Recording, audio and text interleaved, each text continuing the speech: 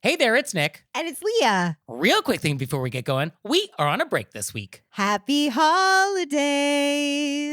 But we don't want to leave you empty-handed, so we found the perfect episode from the archives just for you. This is a really fun one. I love it. This has a lot. I was re-listening, and it just has a lot of Actually, I'm not going to say what order it's in because there's no A, B, C, or D. It's just across the board. But in this episode, Nick gives, and Nick always gives great advice, but you just came right out the pocket with this mind-blowing advice how to handle the sangria situation. I still think about it. Yeah, no, the Sangria advice. Yeah, I actually shined. Yeah, don't always. This time I did. I mean, shining bright. Shining bright. And you really shined for the empathy you have for inanimate objects at a supermarket. Oh, I want you to know that extends to outside of supermarkets as well. I'm like that in my own home. I think it's just a gift I have. So we hope you all are on a break this week too. And we'll be back soon with an all-new episode. Yes, we're going to be back in the new year, and we cannot wait to spend 2024 with you. So now, let's start the show. Let's get in it. Hey everybody, it's Nick Layton. And it's Leah Bonema. And we got so many great questions from you all in the wilderness. That we've a bonus episode. So here we go.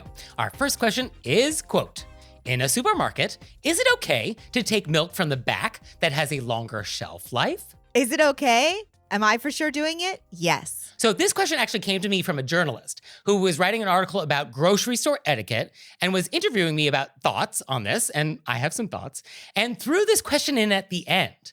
And I have never been asked this question. I have never thought about this. I'm not even sure if this was etiquette. So I was definitely caught off guard because I was like, oh, what's right? I don't know.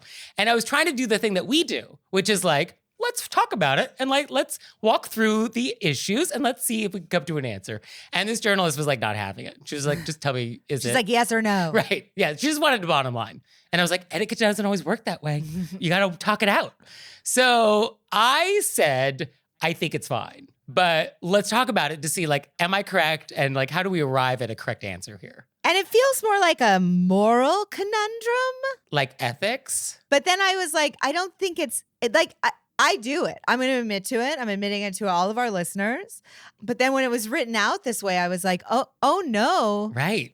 I've never thought about it. I was like, should I not be doing this? Is it wrong? Right.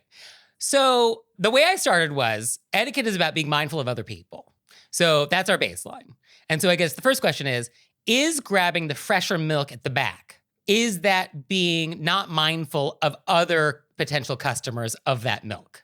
And it's sort of like, I don't think it is, because the milk at the front is also hypothetically fresh. It is also fine. It is fine milk. I also would like to say, does the milk in the front feel bad that you didn't pick it? So are we hurting the milk's feelings?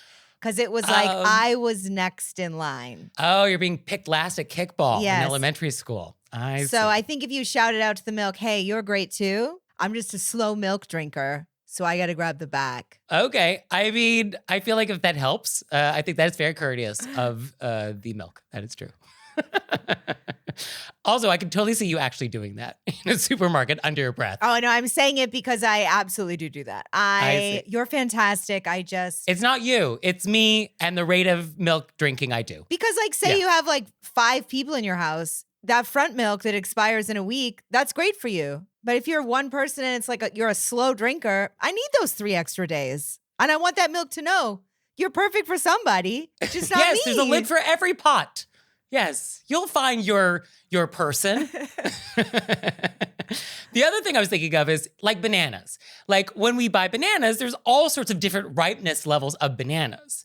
And none of us are thinking oh, I should only buy the ripest. I'm not allowed to buy the ones that might be ripe in 2 days from now.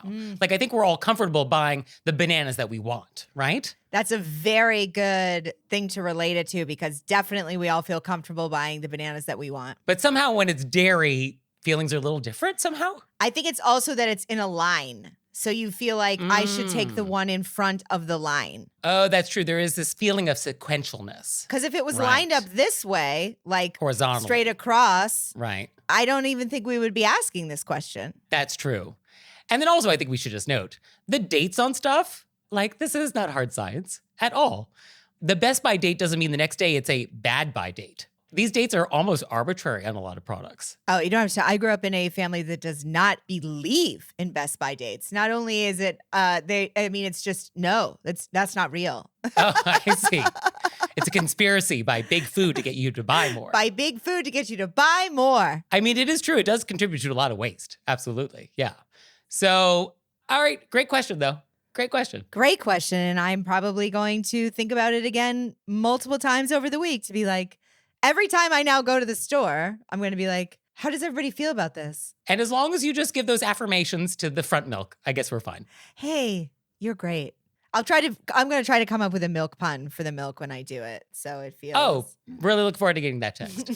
So our next question is, quote, can we talk about the etiquette of save the dates and RSVPs?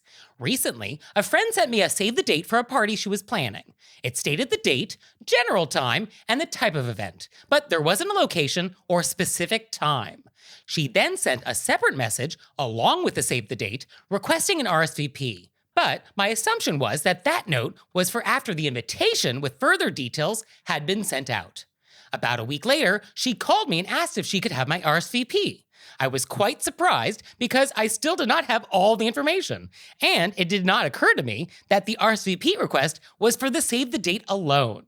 We worked it all out and all is fine, but it did pose an interesting conundrum of etiquette, as I questioned if I made a faux pas for not understanding the request. Is it now commonplace that people are asking for RSVPs before invitations are sent?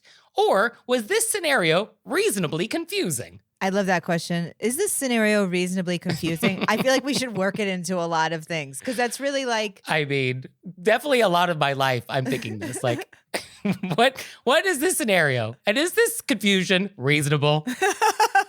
Usually not. Usually it's not. I do think this scenario was reasonably confusing.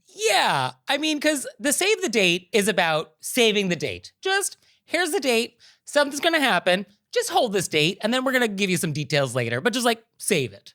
And usually we do that for an event that is far in advance that does require more planning, like a wedding where you might have to travel or, something bigger.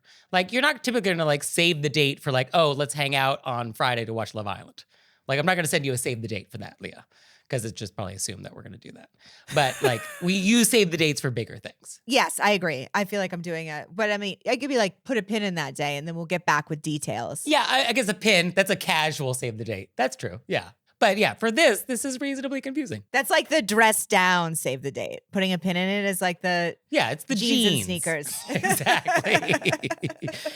Now, I will say, Miss Manners, she's really bothered by people using RSVP as a noun. And she says, like, did everyone fail high school French? So it is a noun, I think, at this point. I think we should just give in on that. But if you want to follow the Miss Manners rule, she does not like that, and she would rather you didn't do it. Yeah. So I think it's a little tricky to accept invitations when we don't have all the details, right? Yes. I mean, so I feel like until I have all the details, like you shouldn't ask me to respond. No, I'd be like, what am I agreeing to? Right. Where is it? Although there are hosts that actually do like to trick you into just agreeing to something without all the details. So that might be what's happening. Like, oh, please come to my house for something. But I mean, that's even, at least you know you're going to your house.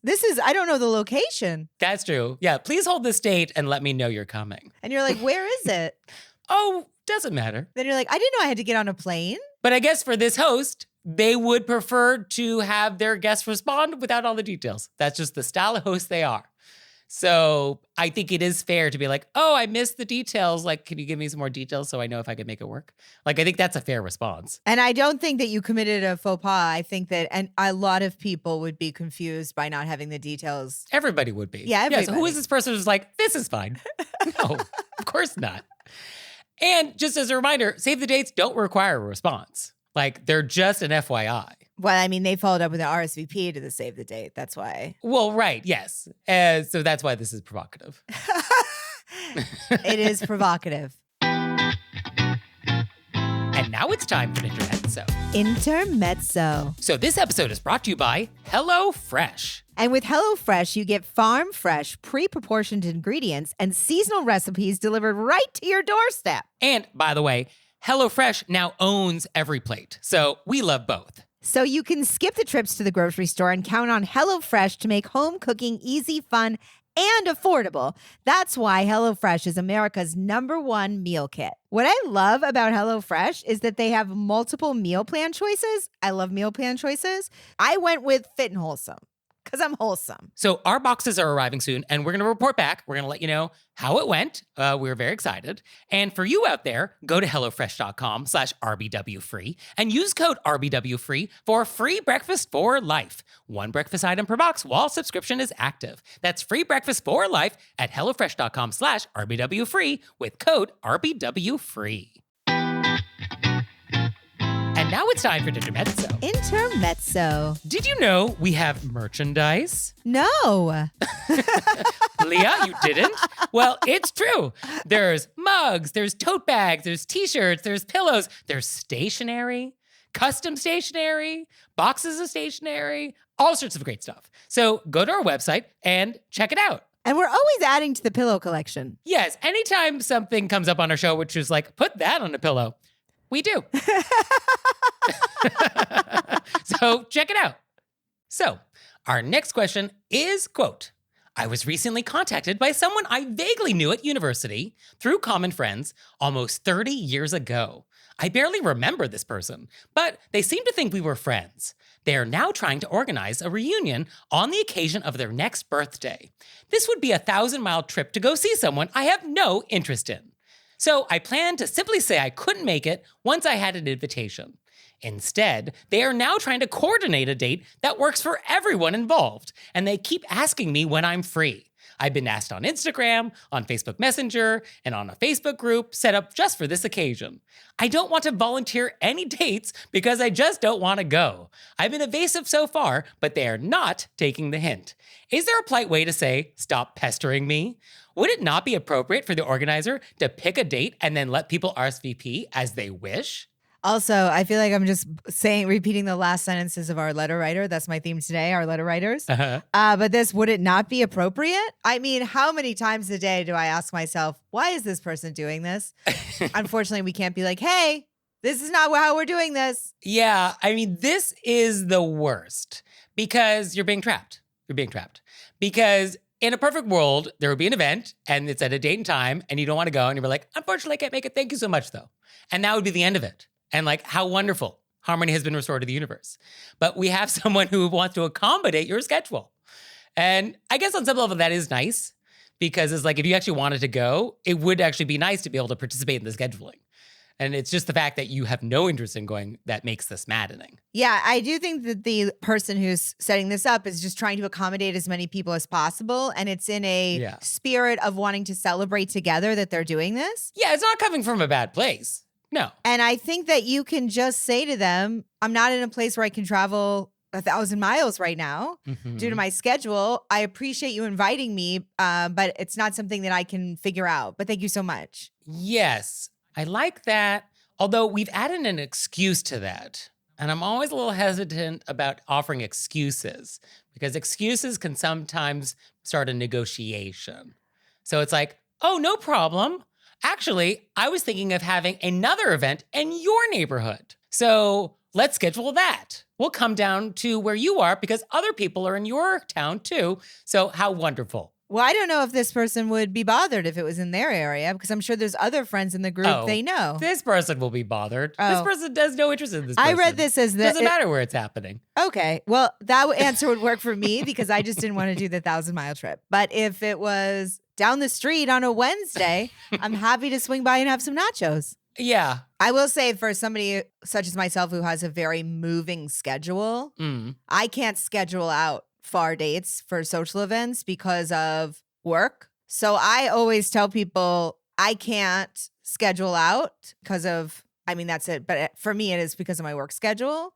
When you know what the date is and it's closer to the time, I can let you know. Yeah, I guess that would probably be the best way to handle it. That gives you the most flexibility in declining. which is what we want because we don't want to go to this thing. But I do think that this person on the flip side of that, the person who's setting up the party is probably just trying to accommodate people like you suggested. Yes. And that if we just let them know, don't try to accommodate for me, I don't want to go, but in a nicer way. I think we can just say that because that way they don't try to keep, I think they just think that you want to go. Oh, yeah, they think that. Yes. And I guess until you say, I'm busy until the end of time. Yes, that they're going to keep doing this. So that's why I think it has to be like, I have no intention, the nicest way of saying, I have no intention of coming.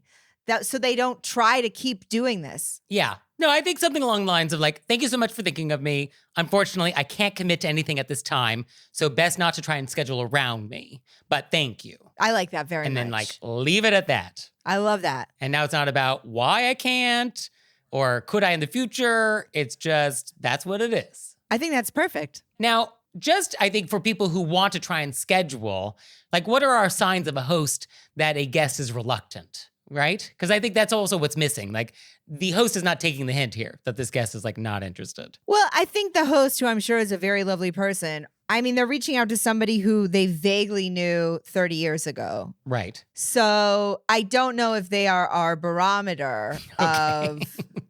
Fair enough. Do you know what I mean? Like, I feel like if I reached out to like 10 people I knew and one of them was being evasive, I would get it. Right.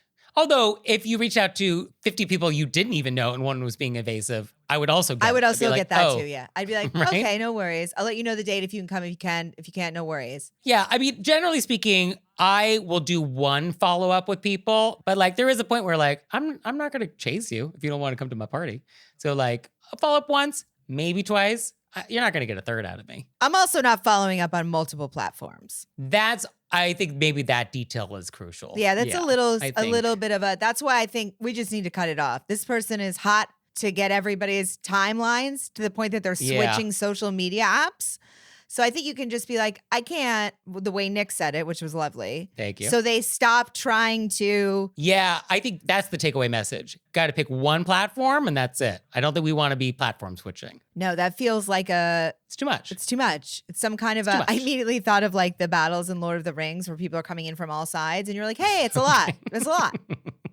Yeah, so don't Lord of the Rings this. Don't Lord of the Rings me. Or do Lord of the Rings me, but don't Lord of the Rings me in a battle scene. There's a lot of ways to Lord of the Rings, I guess. So, our next question is, quote, recently, I did a road trip to see spring baseball games. After a game, I went to a wine bar advertising homemade sangria. Since it was a hot day, this sounded delightful. I sat at the bar, and the patron next to me struck up a conversation about our favorite teams, and as the bartender brought me my sangria, my neighbor insisted he pay for my drink. Nothing weird here, just friendly people talking about baseball. The problem? The sangria was disgusting. The worst I've ever had. If I'd been paying, I would have had a polite yet direct conversation with the bartender by offering to pay for the sangria, but then asking for something else. Or I would have paid quickly and then snuck out. However, since my friendly neighbor paid for the drink, I felt I had to drink all of it. I choked down the awful drink and tried to keep up my end of the conversation. But what should I have done? What was my responsibility to my neighbor and the bartender? I feel like I would be the person in this that doesn't necessarily handle it correctly. So because this is like the kind of thing where I also would have just drank it. Yes, that 100% would have been your response. Yeah, I would have just drank it. Yeah. Yep, that's what you do. And I think that's a fine answer. I mean, that's definitely polite. I mean, that's the optimal etiquette response. Unless it was actually going to make me ill. Oh, health and safety always trumps etiquette. Absolutely. Correct. And I would have just said, thank you so much for getting this for me. I think there's something a little wrong with it. I'm just going to get myself another drink. I'm going to pay for it, but I appreciate that, but if I felt I was going to be ill, I would. I want to say that I have some boundaries. Yeah. No, that's fair. And as a reminder, we really should set those boundaries. Let's not put ourselves in harm's way just for the sake of being quote unquote polite. Okay, baseline set. But for this, it's not going to kill you. It's just gross. It's just disgusting sangria, which happens. This happens. It's a thing that happens in the world.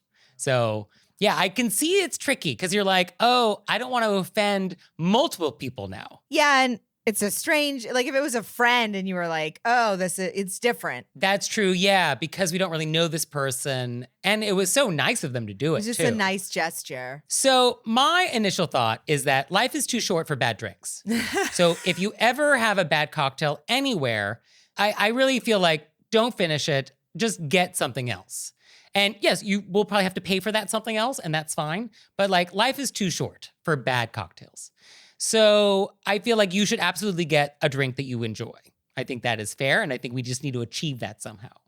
And so I think my first thought was to politely let the bartender know, oh, I don't know if the sangria is my taste. Could I please have, and then whatever it is. And then you turn to the person who bought you the drink and say like, yeah, it just wasn't for me, I think, at this moment, but like, let me buy you a drink. What would you like? And then I think we turn it around and we buy our neighbor a drink. And now we bought the next round. And now we have sort of reciprocated that hospitality. And they're like, oh, thank you so much. And then like we move on. I feel like that's how I would do it. I love this so much. This is phenomenal work, Nick Layton. We're buying around. This isn't to my taste. Let me get something else. And I'm going to get you something this time. And that's perfect. And I think it's the buying the round, let me buy you something. I think that's the thing that like makes all this smooth over and fine. Yes. Right? So do that. I feel really good about this because I feel like this is something that could come up in the future for all of us. Oh, this is a thing that will happen to people. Absolutely. Yes. Where somebody buys you something that you don't like, and now you're stuck with this thing in front of them. And you're like, how do I swap this out in this moment? And I do agree with you. Life is too short to eat bad food or drink bad drinks. Yeah. Oh, it goes for gelato. Yeah. If you go gelato and you're like, oh, this flavor isn't what I wanted, don't finish it. Get more gelato. Get the gelato that you want. I mean, just gems. I mean, this is really a metaphor for life, though. Right? I feel like it's just a metaphor. Life is too short to like have bad stuff. So just like trade up for better stuff. Trade up. Is that the metaphor? Maybe we have to work on this. But you get the idea. I love it. And I feel secure in this. Okay. Next time this happens, I'm just getting around for everybody. Yeah. It's not to my taste. I'm going to swap it out. Yeah. I mean, I guess, is that too extreme? It's like having to buy a round because you didn't like your sangria. Yeah, I think actually that, if you don't want to choke it down, I guess that is really the best option. I think it's one of those two things. Yeah, because that way you know you won't feel weird in any way. You won't have to be like, did I? Was it? You can be like, nope, I handled that above and beyond what was necessary. Great. All right. So I think we actually solved one today. I feel really good about it. Yeah, I feel good about that one. I mean, I didn't do it. You did. But I feel good in having this information. Team effort, Leah. It's team effort. A rising tide lifts all boats over here. So our next thing is, I guess, is an aftermath. Is this an aftermath? Yes, it is. Yes, it is. So what this is some episodes ago, we were talking about collective nouns. And it's like a pride of lions or a pod of dolphins or a murder of crows. What is the collective noun for a group of rude people? And so I had some ideas, but we asked you all in the wilderness to give us your ideas. And oh, did you give us some great ideas? Fabulous, fabulous ideas. Amazing ideas. So some of my favorites are ones that I came up with, but I like them a lot. So I'll start with them. And so I think one of my favorites is a disappointment. I'm not mad, I'm just disappointed. So a disappointment of rude people. I love it because it really has a Nick morality flavor that just makes it so perfect. Little judgmental, as deserved. As deserved. Oh, I don't feel bad about it. Yeah. The other one I like a lot is just a sound. Ugh. So it's just an of rude people. I feel like that captures something. It really does. One of my favorites of yours was an infection. Oh, yeah. I mean, I went down that path, which is like an infection, an ooze. Yeah. Because, infections are bad. Yeah, because they're spreading. Yeah. I also loved a lot of our listeners sent in R words that I think really rolls off the tongue. Nice alliteration. We had a rowdy, a rash, a rumble, a regurgitation. Oh, that's good. A rabble, a roost, a ravage. Yeah, those are all like very solid and they sound good. And something that sounds nice with that alliteration, I think that definitely makes it a good contender. And this doesn't start with an R, but it has a nice R sound in it. Somebody suggested a churl. which I like that. I can see it. Churl. Yeah, because in order to say it, you have to roll your lip a little bit. You have to like curl it a little bit. And that conveys the disgust that I think we want to convey with this. Yes. Yeah. Oh, that makes it a good word for sure. And somebody sent in a crass, which I love. Mm. And I think it suggests maybe that we could break down under the heading of different rudes, different types of rudes. We got the disappointment of rudes. We got the crass of rudes, depending on what type of rude they are. Oh, yeah. Actually, that's a really good point. Because like rudeness comes in different flavors. And there's definitely rudeness that's like not crass. Yeah. It's disappointing. It's disappointing. But yeah, it's not necessarily crass. So yeah. Oh, somebody wrote in an embarrassment. Oh. An embarrassment of rudes. Yeah, I like that. Well, I mean, a lot of nouns actually have multiple collective nouns that are valid. Like for dolphins, you can say a pod, but I think you can also say a school or a team. So maybe rude people also gets to have multiple collective nouns assigned to it. We don't have to pick just one. Perfect. Also, I call a group of dolphins cutes. Okay. Cutes of dolphins. I made that one up. I mean, it's not wrong. I mean, it's no more wrong than some of these other weird ones that actually are official. It's not incorrect. So I'm going to post this list on the show notes so you can take a look at it. And this is a living document, I think. I feel like we're going to add to it. And I don't feel like we need to actually narrow it down at all. I don't feel like we actually have to like come up with like one or three. I feel like all of them should be valid collective nouns. And I love all of the suggestions our listeners sent in. They are fantastic and creatively wonderful, and I'm delighted. Totally delighted. So thank you for those. Keep sending them in. And do you also have questions for us? Oh, yes, you do. Send those to us too. You can send them to us at our website, wereraisedbywolves.com, or you can leave us a voicemail or send us a text message to 67-CALL-RBW. And we'll see you next time. Bye. Bye.